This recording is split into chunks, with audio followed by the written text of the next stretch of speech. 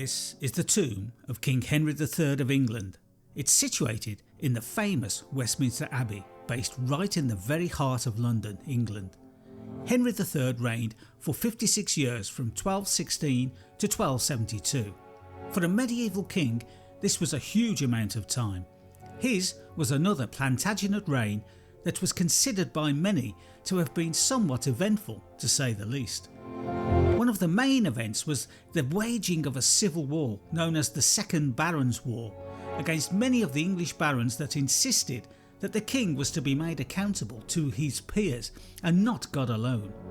One outcome of his reign was the establishment of Parliament as the cornerstone of English governance and the forum for deliberations of all political issues of the day. Now, to get to grips with all of these events, we first need to understand King Henry III himself and how certain actions and errors of judgment resulted in an extremely turbulent period in England's history.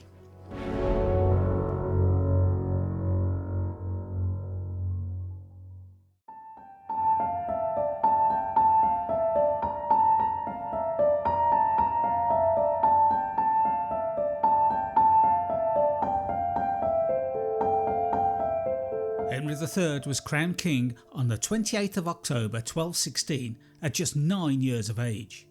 Henry's father was King John, and at the time of John's death, the country was in a parlous state. John had initially inherited a huge empire that spread from the Scottish borders all the way down to the Pyrenees. However, this was not to last.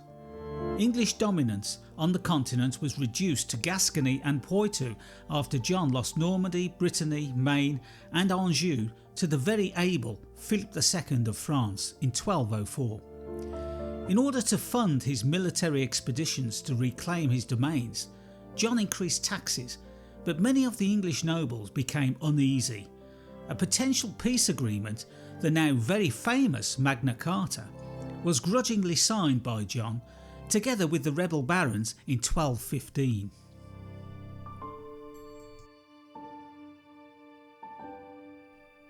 In practice, neither side abided by the terms of the Magna Carta, which was meant to curb possible royal power abuses, demobilise the rebel army and establish a power-sharing structure.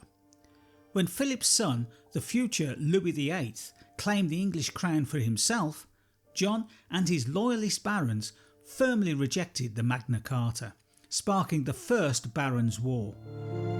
Both sides were unable to declare victory as the fighting quickly came to a standstill. Henry's father, King John, fell ill and passed away on the evening of October the 18th, 1216.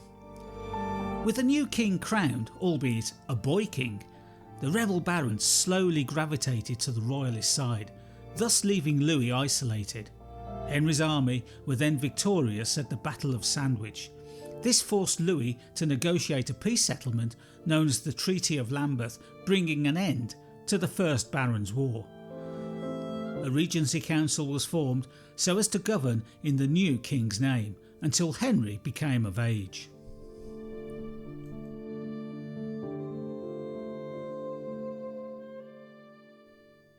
Henry officially took over the reins of his kingdom in January 1227. However, he was still considered to be a minor until his 21st birthday the following year.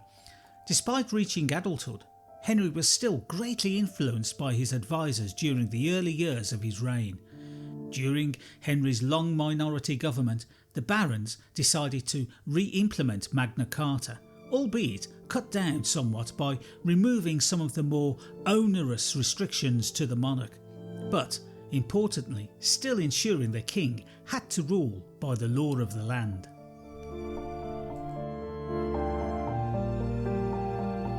As a direct result of his protracted minority, the notion that Henry III's council should consult regularly held assemblies, otherwise known as Great Councils, had become ingrained in the minds of the English political elite. Although the concept of government by assembly was not new, by the time Henry III took over the reins of power for himself, the magnate's ability to force him to hold regular meetings that concerned the affairs of state had become customary. And of course, This meant that an English monarch might now expect to hear advice he didn't really want to hear, and a king who disregarded advice on crucial issues risked public criticism. Henry's ability in navigating this new political environment would be critical to a successful reign.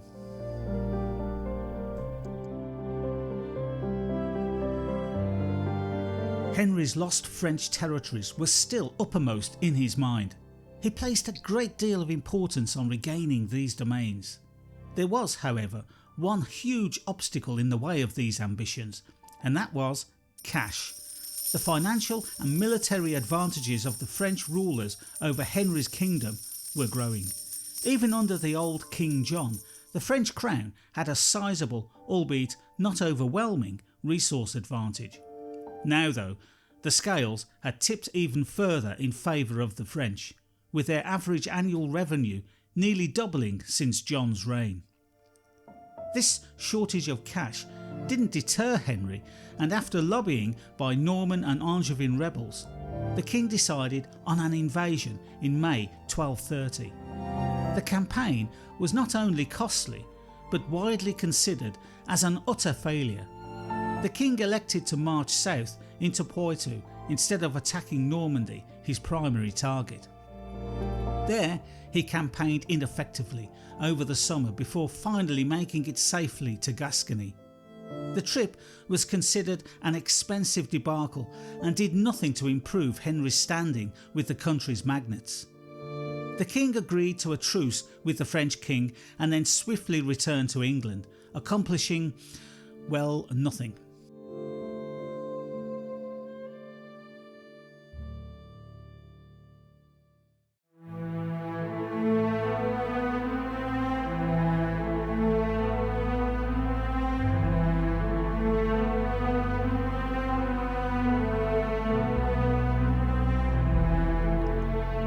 Around 1235, there was some concern around the nation that the king was still unmarried. This was unusual for a medieval monarch to reach the age of 30 and not have a bride, let alone children. Kings were usually encouraged to take a bride in their teens so as to create a defined line of succession. So it was with some relief that Henry announced his intention to marry Eleanor of Provence. Now Eleanor was a member of the House of Savoy, one of southern Europe's most powerful dynasties. It wasn't long before the new queen began to influence Henry's decision making, and consequently many of Eleanor's Savoyard relatives were dominating Henry's court and had all been promoted into positions of high office. One example of this concerned the royal children. The Savoyards would be in charge of their upbringing at Windsor. Henry III's marriage to Eleanor had drastically altered the English political landscape, in large part because Henry was perceived to be easily led by his queen. Eleanor and her family therefore controlled court life and served as the core of the English political system for a large portion of the 1240s. This, of course, did not go down well with the rest of England's nobility.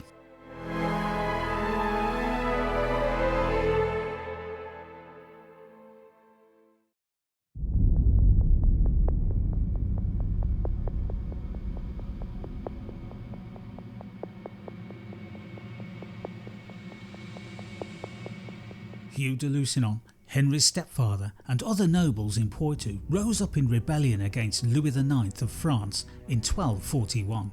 Henry was supposed to help the rebels, but he was unable to gain popular support at home and, importantly, raise tax for the expedition.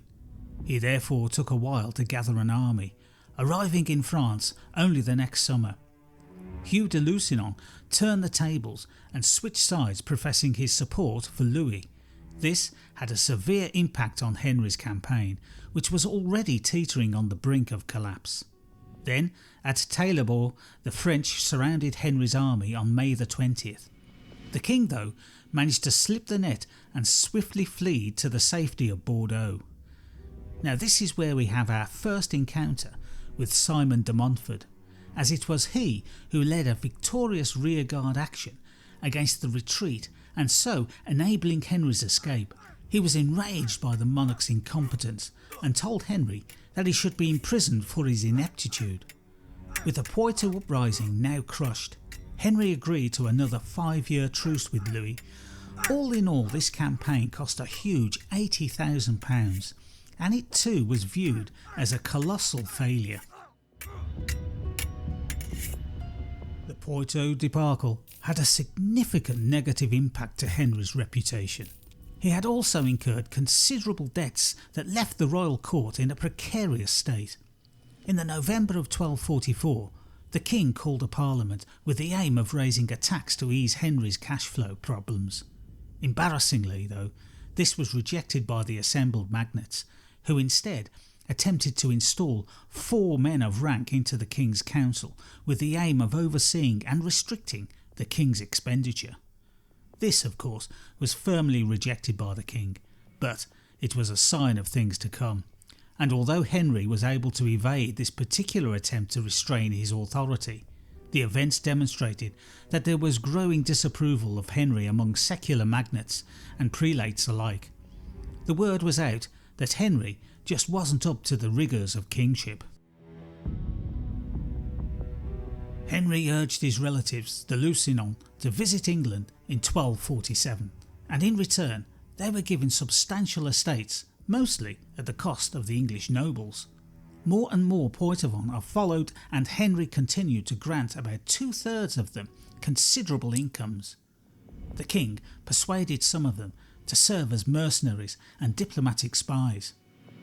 Many received estates in Ireland, where they guarded the frontiers, or along the contentious Welsh marches. Many of the Lusignans became good friends with Henry's son, Prince Edward. This all served to bolster Henry's dream of one day recapturing Poitou and the rest of his lost French domains. Henry's extended family's presence in England caused much consternation across the land. The amount of foreigners in England was a topic of worry for many, and much mistrust and xenophobia was directed towards the Poitevins. Despite the fact that many of them originated in Anjou and other regions of France, the title Poitevin came to represent the whole of this group. By the 1250s, a bitter rivalry emerged between the Savoyards, who were by then comparatively well established, and the recently arrived Poitevins. Henry did very little, if anything, to stop the Lusignans from breaking the law and pursuing their personal grudges against other barons and the Savoyards. The prevailing disdain for the Poitevins had developed into hostility by 1258, with Simon de Montfort being one among their most ardent critics.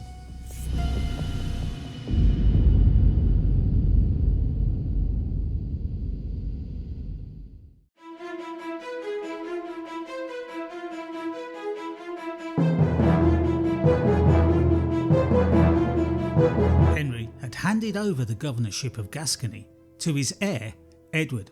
So, what of his other son and spare, Edmund? Well, the king had an audacious plan to give his son the kingdom of Sicily.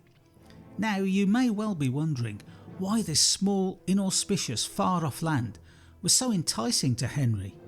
Simply put, since the turn of the previous millennium, northern European nobles travelling to and from the Crusades often made great use of southern Italy and the opportunities they provided for the brave at heart. Frederick II of the Holy Roman Empire, who for a long time was a rival of the current Pope, Innocent IV, had been in control of Sicily. Innocent began looking for a new monarch who would be more receptive to the papacy after Frederick died in 1250. Henry viewed Sicily as a treasure for his son. In 1254, the Pope made Edmund King of Sicily with little discussion about the matter within Henry's court. All Henry had to do to make the title a reality was to gather an army, lead it to southern Italy and overthrow the incumbent Manfred of Lancia, the illegitimate son of Frederick II. He also, every year, had to pay the Pope 2,000 ounces of gold in tribute and supply the papal army with 50 knights. Easy enough, you may well think, However, the king was surprised to find that the English magnates' enthusiasm for Henry and the Pope's plan was non-existent. In fact, quite the opposite.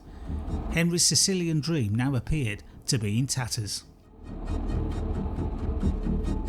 The Sicilian failure provided somewhat of a watershed moment in Henry's reign. Criticism of the king, rather than being whispered, was now openly spoken. No more so than by the great chronicler of the day, Matthew Paris. His condemnation of the king was particularly severe. He also criticised the Queen's relations, the Savoyards, and the king's half-brothers, the Lusignan, calling them foreigners who Henry drew to his side at the expense of all others. The Pope didn't escape Paris's wrath either. He saw him as a key supporter of the king's tyrannical rule and blamed him for encouraging the king to embark on the Sicilian adventure that was only going to have one outcome: failure.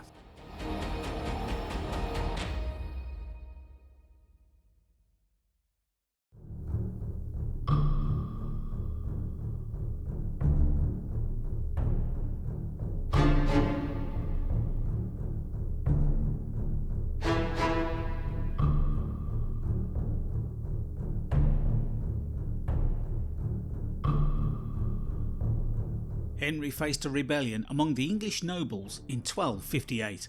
Anger had grown for a number of reasons. The king's methods of fundraising, the Poitevins' influence at court, the unpopular Sicilian policy, and the misuse of acquired Jewish debts. Even the English church had issues with the king's handling of it all. Additionally, Henry had a severe lack of funds. He still had considerable gold and silver reserves, but they simply weren't enough to meet all of his ongoing expenses. To add fire to the mix, the English harvests had also failed. There was a growing widespread belief that the king was simply not up to the job of guiding the country through all of these problems. Unrest finally broke out in April, when 7 of the most powerful English and Savoyard barons secretly colluded to expel the Lusignan from court. With the support of his accomplices, Roger Bigod staged a coup d'etat on April the 30th by marching into Westminster in the middle of the King's Parliament. Henry agreed to give up his policy of personal rule and instead establish a council of 24 barons and churchmen, with half being chosen by the king and the other half by the barons. He did this, of course, out of fear that he would be imprisoned if he resisted. But when picking his own members for the council, you may well think that he would have chosen wisely and selected non-contentious candidates. But this was Henry, so what did he do? Well, he appointed mainly his close friends, the despised Lusignan. This was never going to go down well, or work.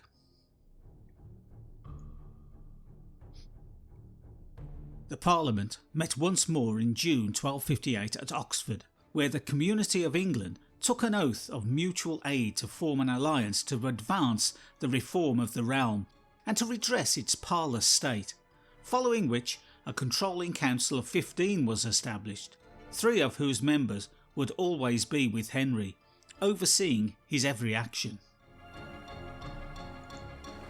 Additionally, it was decided that Parliament would convene 3 times a year in February, June and October. It was a turning point in Henry's reign, since it meant that Parliament would be firmly established in the English political system, ready to convene on its own accord to tackle pressing issues rather than, instead, waiting for the king's call.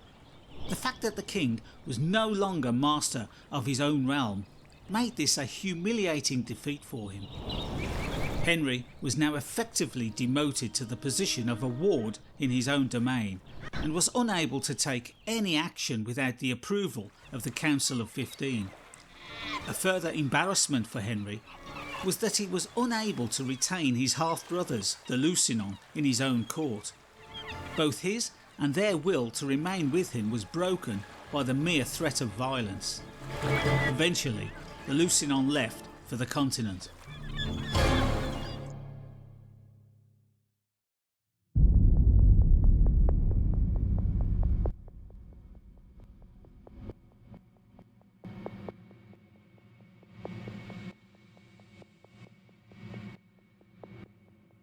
Both during his lifetime and since, Simon de Montfort has been seen as a contentious figure.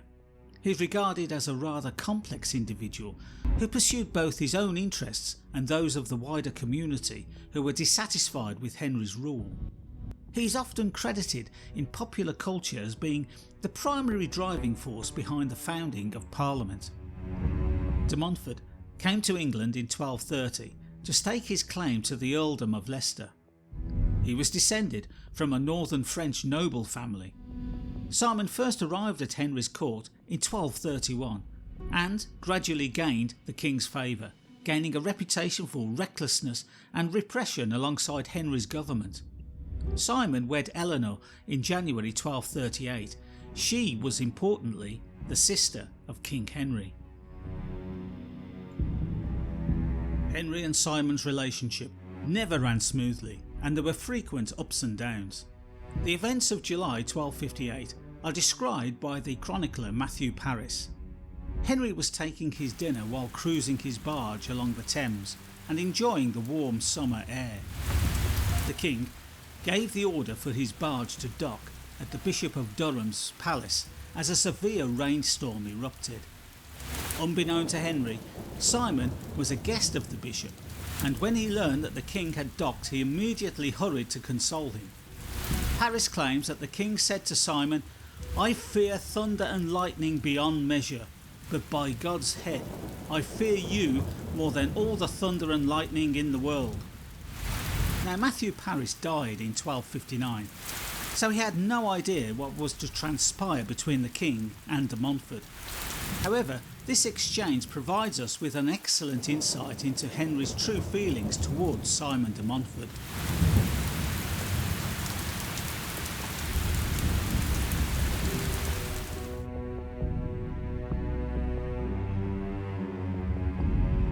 In 1260, Henry returned to England after visiting Louis, the King of France.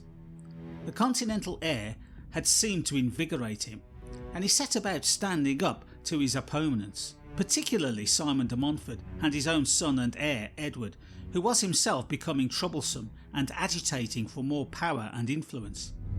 The barons' stance against Henry was beginning to crumble in the face of royal military intimidation. In the Oxford Parliament of July 1260, Henry brought charges of disloyalty against de Montfort, and at this time it seemed that the Earl was bereft of support. However, de Montfort used the situation to his advantage superbly.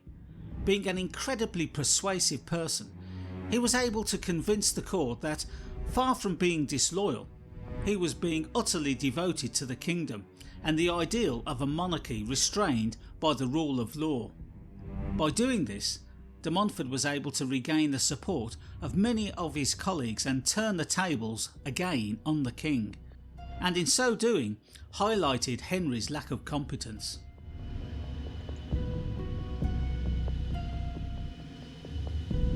When the Welsh began a revolt during the Parliament, Simon's military experience was now in high demand. The trial was adjourned by the king, and Simon was thus free to go to Chester and take command of the assembling army. He was now back in favour with his peers, and by the October Parliament of 1260, as a result of his masterful oratory and crucial military prowess, the Earl was able to impose his own nominees on the major positions within the royal government. The king was now greatly weakened as a result. Simon's close associates were installed into the three main offices of state. Each of these also had a close relationship with the king's heir, Edward. It was clear that Henry's son had not totally abandoned his ties to Simon, or possibly his desire to hasten his own ascent to the throne. Furthermore, Simon had remarkably made peace with many of the barons that had previously been obstinate opponents. They may well have switched to Simon's side as a result of their shared campaigning experience in Wales, so it seems that no one was now immune to Simon de Montfort's charms, other than the king himself, of course.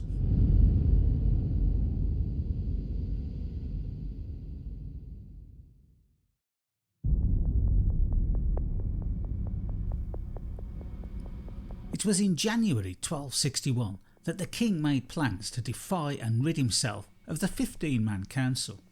At this time, de Montfort and his son were both out of the country, and Henry decided that this was the time to put his plan into action. He immediately took himself off to the Tower.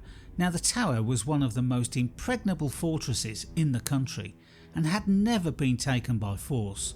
From here, Henry declared that the 15-man council had effectively usurped his position as king, and he now importantly had letters from Pope Alexander IV ordering that the provisions of Oxford be rescinded and that the king should rule in his own right and not be shackled by others.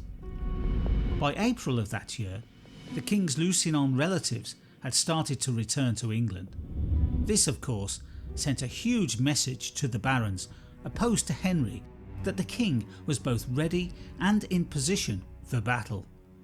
Henry then moved his own people into all of the major offices of state and the key to England, which was Dover and the Cinque Ports. He then replaced all 22 sheriffs that had been appointed by the council with his own men. This, of course, meant that all county castles would now be in the king's possession. At this point in time, it became apparent that the barons had no appetite for open warfare with the king.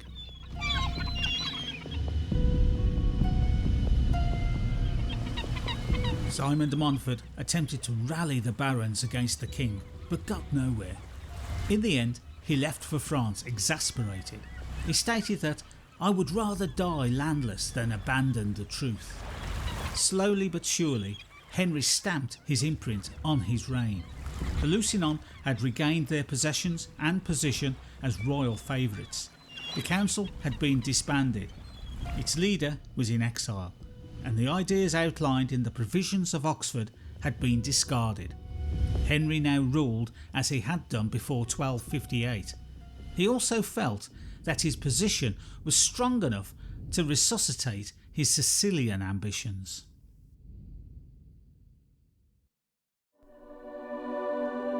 In a letter to Urban IV, the new pope, Henry informed him that his son Edmund was prepared to travel to Sicily with an army and pleaded with him to renew the offer of the Sicilian throne to his son. Now, the fact that Henry approached Urban in the first place gives us a glimpse into the mind of a king who, despite everything that had happened and all that he had been through, had obviously learnt nothing and remained completely ignorant to the mood of the country's magnates. Pope Urban, though, had the good sense to respond that the offer was no longer on the table.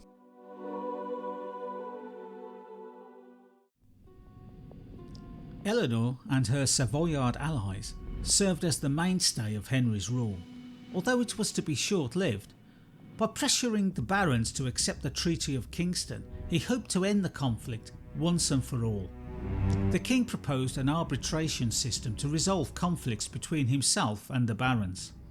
The barons' fears led Henry to moderate some of his positions, but he soon started to attack his political rivals and resume his unpopular Sicilian strategy.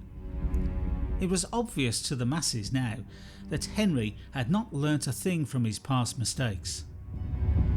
Major Welsh invasions along the marches significantly weakened the king's position, as did the Pope's bombshell decision to change his mind about the provisions of Oxford and now recognise their legality. Early in 1263, Henry's power had crumbled, and with Simon de Montfort returning from France in April of that year, the country proceeded to spiral down towards civil war.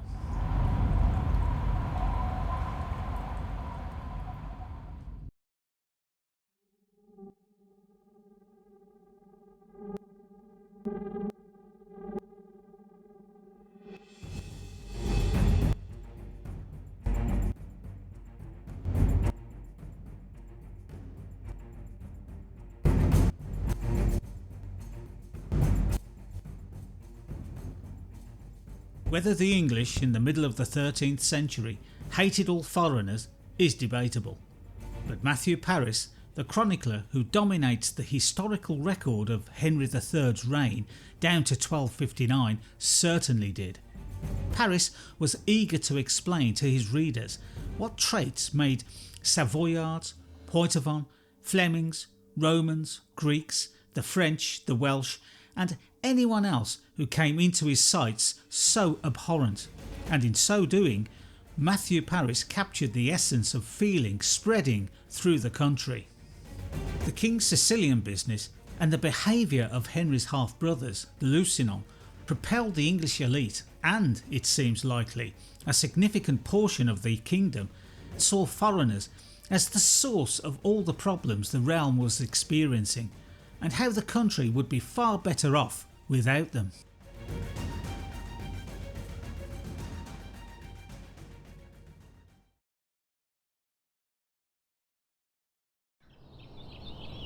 In order to further a renewed anti-Poitevin agenda, upon Simon's return to England in 1263, he called a meeting of rebel barons in Oxford. Soon after, rebellion broke out again in the Welsh marches, and by October, England was set to experience a civil war between Henry and his supporters and de Montfort and the rebel barons. The rebels took advantage of many knights' worries about Jewish loan exploitation and their fear of losing their lands, an issue Henry had done much to cause but little to address. The rebels set about committing acts of violence and murder so as to deliberately obliterate the records of their indebtedness to Jewish lenders. In all, it is estimated that 500 Jews were killed.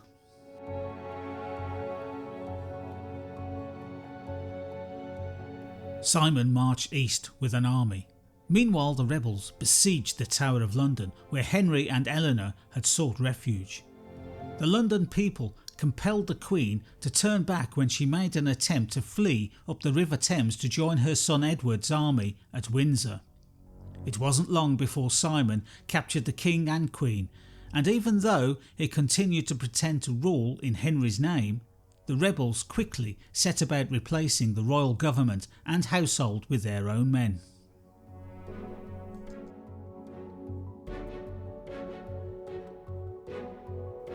And in a truly novel move that was widely welcomed by the general populace, keepers of the peace were established to take charge of community policing and the local judicial systems.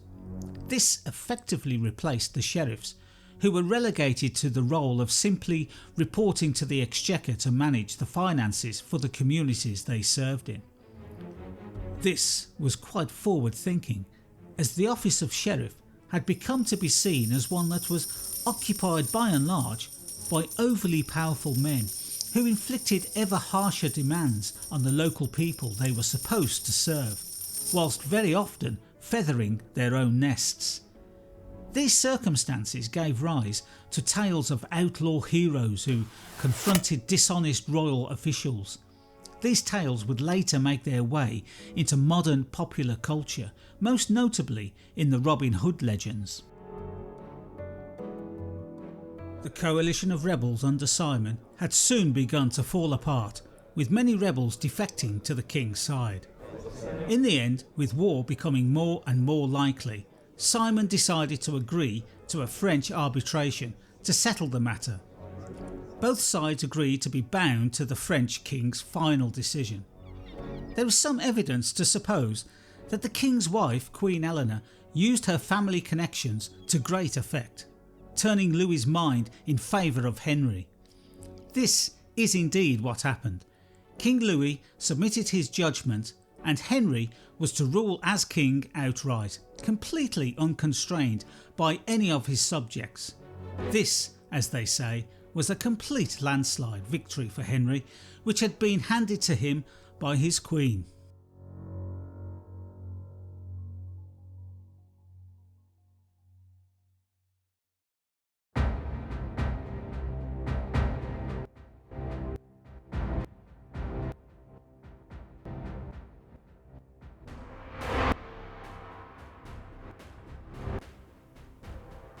Simon de Montfort was, as you can imagine, exasperated with Louis's judgment in totally favouring the king.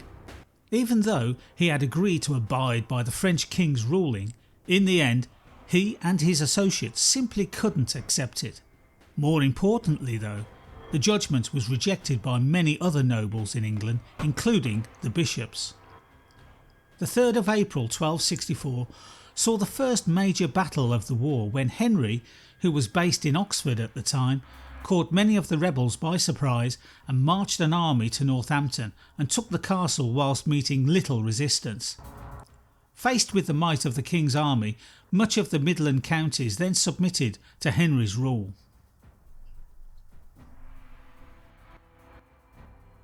A tactical war of cat and mouse ensued for a month until both sides met here at the Sussex town of Lewes. After failed negotiations, both Simon and his followers withdrew their homage to King Henry. So that was it. It was now game on for both sides. One of the era's greatest set-piece events was the Battle of Lewes. It was relatively easy to avoid battle when necessary in 13th century Europe, and taking out or killing the opposing commander was one of the fastest ways to win a battle. Battles during this era were fraught with risk. These factors contributed to the rarity of armed conflicts. Medieval military leaders, in contrast to their modern counterparts, mostly took the initiative and often led from the front. As a result, they received more attention from the opposition than was often wished for. To face the enemy in battle, a leader had to be confident in his ability to be victorious. Simon de Montfort was certain he would triumph. He was a skilled and accomplished fighter who had commanded Henry III's army in Gascony and Wales. He also had first-hand knowledge of Henry's military and its abilities. It is highly likely that he simply did not rate Henry's military prowess. Presumably, Henry thought he would prevail also. He probably figured that the chances too were stacked high in his favour. The chroniclers were renowned for their inaccuracy with regards to battle numbers. However, on this occasion they agreed that Henry definitely had the advantage in the number of men. One noble of note who fought for King Henry on that day was Robert Bruce, the father of the later King of Scotland and the victor of Bannockburn. Simon de Montfort was resolved to assault the king's army, despite having a smaller army himself. So he followed the king out of London with his men, bolstered by a large body of Londoners. Lewes is situated on the Ouse River, and during this period the Ouse was tidal up to Lewes, and the region south of the town flooded every high tide, resulting in a sizable marsh on the town's southern edge. The steep hill of Mount Cabourn is located on the east bank of the Ouse and is situated at the base of a slope that leads onto the downs. Lewes is a town to the west bank of the river. Lewes Castle is located to the north of the town, while the Great Cluniac Priory of St Pancras is on the edge of the marsh and was located to the south within a large walled enclosure. On May the 14th, 1264, de Montfort's army moved eastwards across the downs to the town of Lewes. The king's soldiers posted a small company of men as a lookout on the downs the day before, but that was the only defence against a surprise attack. Henry's men on watch were both tired and hungry, and on that night decided to make the fateful decision to return to Lewes, leaving a single sentry to keep guard. However, this sentry was found fast asleep by de Montfort's advancing army. De Montfort quickly realised that he had the element of surprise and prepared his army to attack the royalists, who were quite oblivious to de Montfort's approaching army. De Montfort divided his troops into 4 battle groups, comprising both foot soldiers and cavalry. 3 were to be in the front of the assault, and the 4th, which he himself commanded, acted as a reserve.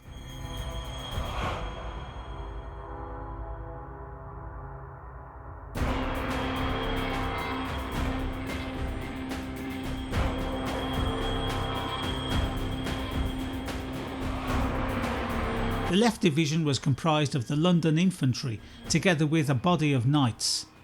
Once his army had been aligned, de Montfort's men advanced down towards Lewes. When the priory came into view, they stopped to pray. The royalists' grooms, exercising their masters' horses on the downs below them, made their way into Lewes to alert their employers to the approaching rebels. King Henry's army was caught off guard and scrambled from Lewes onto the downs, dividing into 3 divisions amid some confusion. The Royal Army was left without a reserve for its battle formation as the 4th Division had been sent to guard Tonbridge Castle in Kent. Prince Edward, Henry's son and heir, commanded the right division, which consisted of a number of experienced soldiers. The king himself commanded the left division. The left of de Montfort's baronial army advanced ahead of the rest and struck the royalists first as it charged down the slope towards them. With the prince's division leading the way, the royalist army charged up the hill to confront them. There was a thunderous smash as the forces collided. The prince's onslaught overpowered the outnumbered mounted men-at-arms division on de Montfort's left, taking several of their officers prisoner. The rest were driven into the London infantry ranks, whereupon they became disorganised.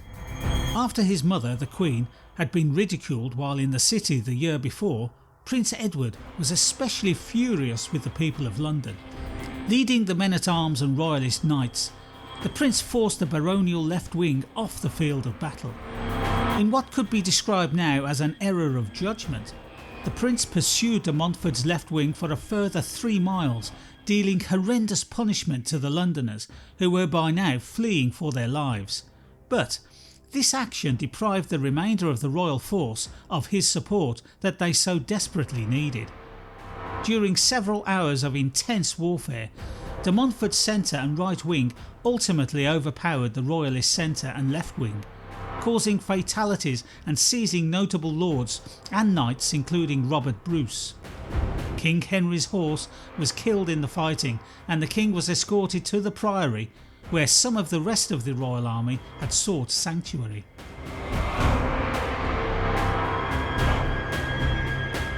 Many royalists were forced to escape the scene of battle and were forced further south, where several rode onto the marsh in an attempt to evade capture, themselves and their horses often drowning in the process. A few succeeded in making their getaway via the town of Lewes. Richard, the brother of the king, who had been discovered hiding in a nearby windmill, and the rest of the royalist army that was still standing were compelled to surrender to de Montfort's forces. De Montfort's army turned to assault the right wing of Prince Edward, which had suddenly reappeared on the downs above Lewes. A small band of devoted supporters remained with the prince as he prepared to launch an attack, but the rest of the prince's force had fled the scene to safety. Eventually though, Edward was also forced to join his father barricaded behind the doors of the priory. Simon then besieged Lewes Priory, but he was unable, or probably unwilling, considering the king and his heir's presence, to seize it by force. Towards dusk, the king and the prince abandoned their futile battle and both parties then engaged in diplomacy, reaching a settlement after negotiating throughout the night.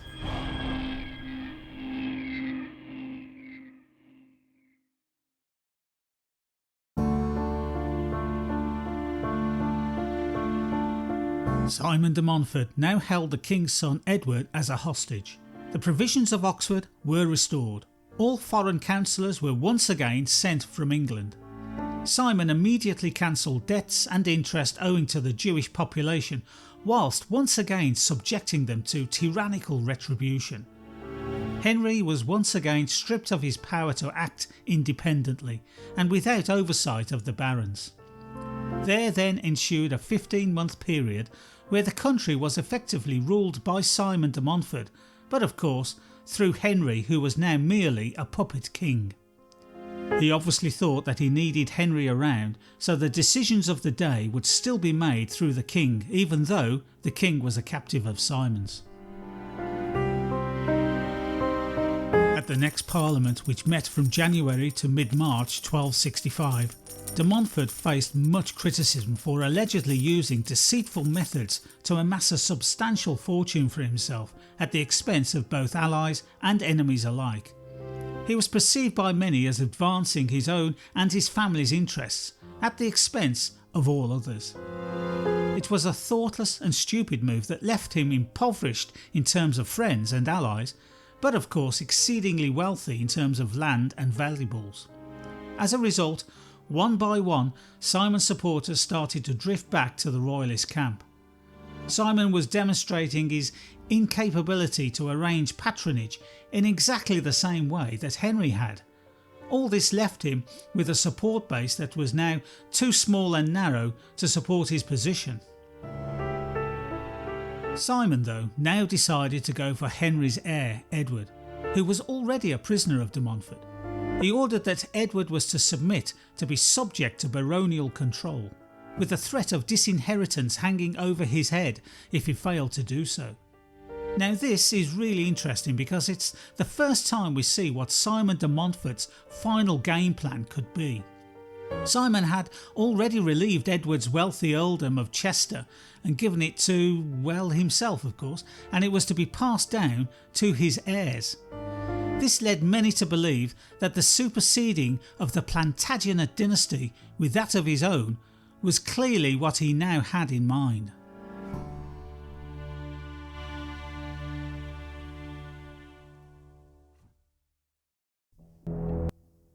Now, one of Simon de Montfort's greatest allies was Gilbert de Clare.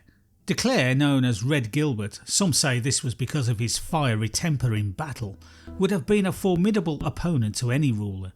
He controlled the Welsh marches, and this area had and would be a thorn in the side for kings of England both before and after Henry. Gilbert de Clare, though, had had enough of the largesse and self-aggrandisement of Simon's rule and decided to defect to the royalist side. This was a huge blow for de Montfort. He simply couldn't allow the Welsh marches to become a militarily antagonistic base against his own rule. Simon prepared to confront Gilbert militarily if necessary, but first he attempted to negotiate with the errant Earl in Gloucester. The negotiations, however, came to nothing. De Clare accused de Montfort of excessively feathering his own nest, abandoning the provisions of Oxford and the agreement that was reached after the Battle of Lewes. These were arguments that de Montfort couldn't really refute. De Clare really had a point. The meeting broke down without a resolution, and Simon de Montfort moved his army to Hereford, and there he created a military base. Gilbert then joined up with the Lusignan, who had landed a sizable force in Pembrokeshire. So everything was set for a decisive battle. But this was when things took another turn for the worse for de Montfort and his allies. The king's son, Edward, was still a prisoner, acted out a pre-prepared plan and managed to escape his captivity. Within hours he had joined up with Gilbert de Clare. This changed everything. The royalists now had someone they could gather around to lead them into battle. Edward, the future Edward I, had already earned a well-deserved reputation for being an excellent leader on the battlefield. Edward was soon joined by Roger Mortimer and the Earl of Gloucester. Thereafter, the prince raised the royal standard. His father, Henry, of course, was still a prisoner of de Montfort. In early August, Simon left the city of Hereford so as to meet up with his son, also called Simon, who was leading an army that had set off from Kenilworth to join forces with his father. This army contained forces from southern and central England, de Montfort's primary base of support.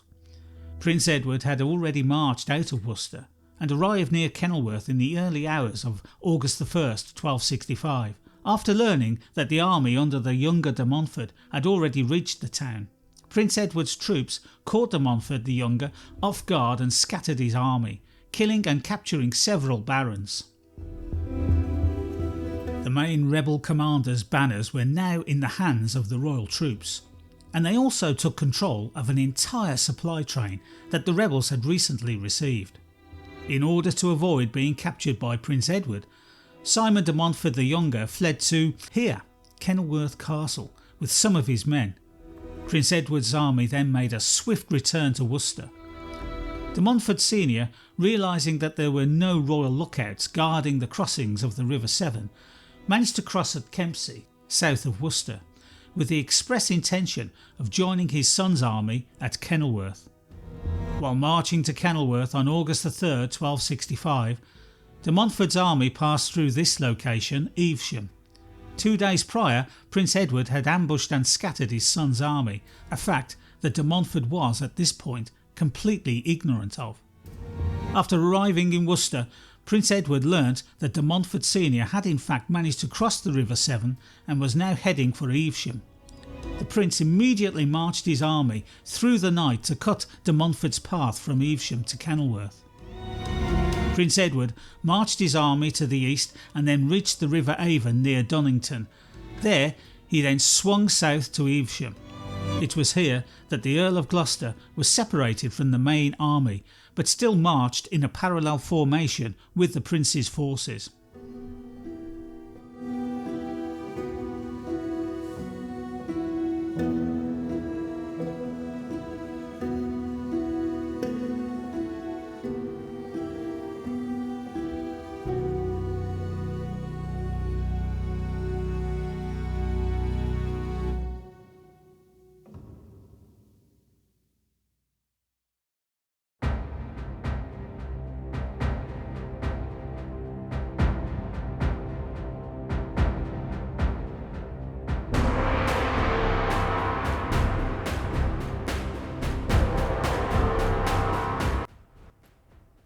On August 4th, 1265, de Montfort awakened to the news that a large force was rapidly approaching Evesham from the north. Rather than correctly identifying the oncoming forces immediately, de Montfort and his men mistook them for his own son's army arriving from Kenilworth. The confusion was caused by the appearance in the ranks of some of his own rebel banners being held aloft by the marching army. These banners, of course, had been secured by Prince Edward previously at Kenilworth. Simon de Montfort's initial thought must have been delight at such a potent reinforcement for his army. Prince Edward's royal forces wouldn't stand a chance. The blood must have then drained from de Montfort's face when he saw the royal standard held proudly aloft further back in the oncoming forces' ranks. It is now known that Prince Edward acted out a ruse by displaying the captured rebels' banners at the head of the army. To rub salt into the wound, news then reached de Montfort that a third royal force was now approaching Evesham from de Montfort's southeast, the force of Roger Mortimer, who had marched his forces to the River Avon and continued down the east bank of the river to cross the bridge directly into the town of Evesham itself.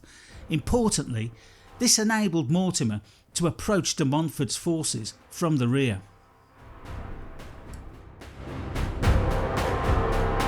It quickly dawned on him that his army was now surrounded by a far greater royal force on 3 flanks, and not only that, but hemmed in by the River Avon on his remaining right flank. Upon realising this, it is reported that he shouted out, "Now may God have mercy on our souls, for our bodies are in the power of our enemies."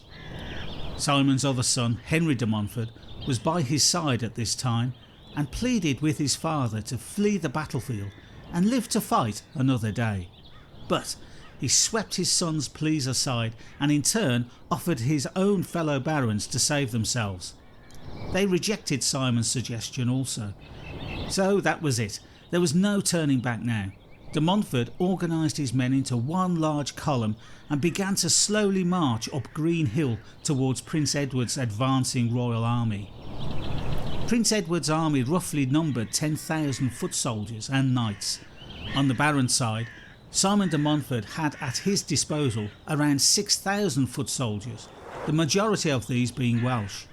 He also had with him 200 knights and 25 barons. Each army would have been comprised of mounted knights, squires, men-at-arms and infantry, who were either archers with longbows or regular soldiers with spears, clubs, swords or any other weapons at their disposal. During this period, those who could afford it wore chain-mail suits, steel helmets and knee and shoulder armour pieces. Crossbows were also carried by some of the infantrymen. As de Montfort's forces marched up the hill, many of his Welsh army started to disappear into the nearby homes and gardens, eventually swimming across the River Avon to what they thought was safety. But de Montfort wasn't giving up, and the royal army retreated under Simon's fierce and tenacious charge. Meanwhile, together with Roger Mortimer, the Earl of Gloucester's men advanced and launched an attack on de Montfort's flank and rear. It's reported that during the bloody battle, no quarter was asked for or given. Following an hour-long battle, Simon de Montfort's horse was felled and killed beneath him. Nearby, Simon's son Henry de Montfort was lying on the ground, mortally wounded. Still, Simon de Montfort pressed on, attacking his opponents on foot. However, several knights in the royal force were attempting to single out de Montfort so as to assassinate him.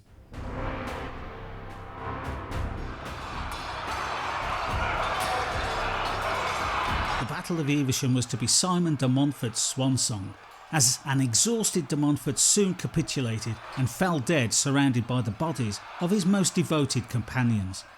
Other rebels were wounded and were taken prisoner. Robert of Gloucester described the wipeout of the Baron's army as a murder, not a battle. Many of the fleeing Welsh foot soldiers were relentlessly hunted through the town of Evesham and out along the riverbanks, and to be finally put to the sword. Although it was customary for nobles to be ransomed after being captured in combat rather than executed, the intense feelings that had been building over the months and years before resulted in a bloodletting not witnessed on English soil since the Anglo-Saxon era. Specifically, Edward directed his soldiers to concentrate on Simon de Montfort. Edward assembled what could be known as a death squad prior to the battle, with the express purpose of assassinating the leader of the political reform movement. Following Simon's slaughter, this death squad purposefully disfigured de Montfort's body by cutting off his testicles, hands and feet. This was another extremely unusual event in the context of 13th century chivalric warfare. There were also, of course, many common soldiers that died that day. Maybe the ferocity with which de Montfort's band of fighters was hunted represented the fact that Simon had betrayed the royal class by making the commoners think that they too had a claim within the realm. Simon had the king near him when he was killed, and Henry yelled to an oncoming knight, "I am Henry of Winchester, your king, do not kill me." Suffering from a shoulder injury, the 57-year-old monarch survived and was escorted to safety by his triumphant son Edward.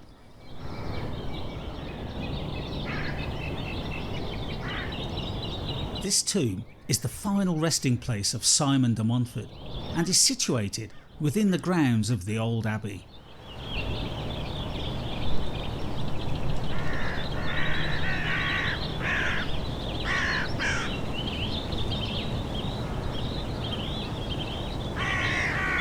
Another interesting monument to Simon de Montfort is this tower built in 1842, named Leicester Tower. It is situated close to the battlefield, and there is a stone tablet above the doorway that states that the tower was erected to the memory of Simon de Montfort, Earl of Leicester, the father and founder of the British House of Commons, who was slain in the Battle of Evesham in the year 1265.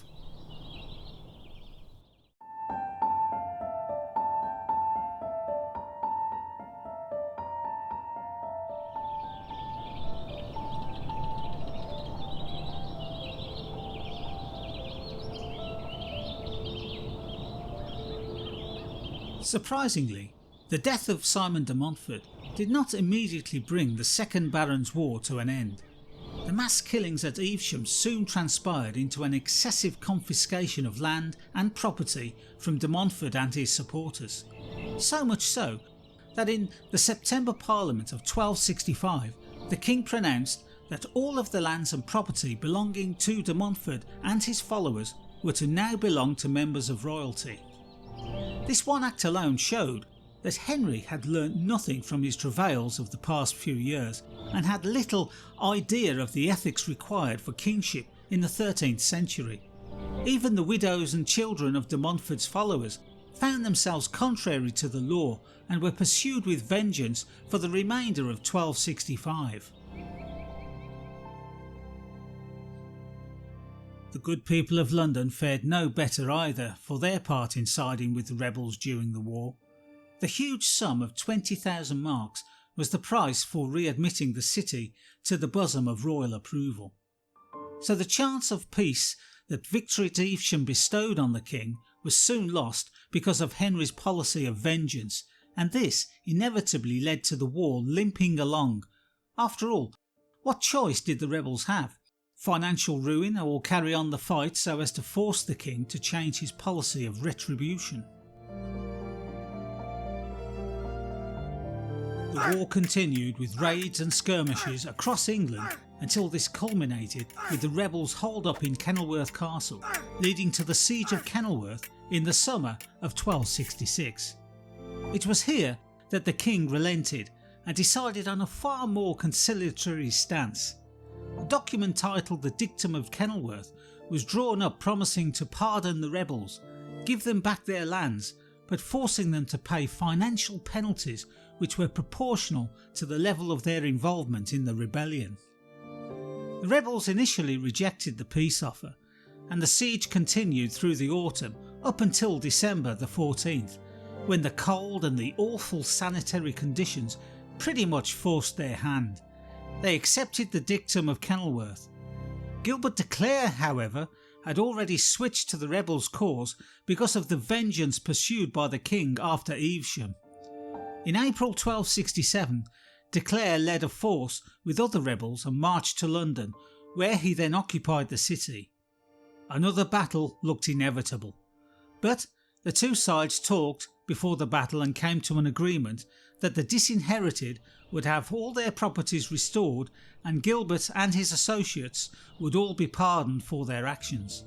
Gilbert, happy with this, returned to his lands in the Welsh Marches. Henry was in failing health throughout 1272, and on the evening of the 16th of November that year, the king died peacefully in Westminster. As per Henry's wish, he was laid to rest in Edward the Confessor's previous grave in front of the high altar of Westminster Abbey. Work on a larger tomb for Henry started a few years later, and in 1290 Edward I relocated his father's remains to its present location in the Abbey. Henry's son, of course, went on to be a famous king in his own right as Edward I, otherwise known as Longshanks or the Hammer of the Scots.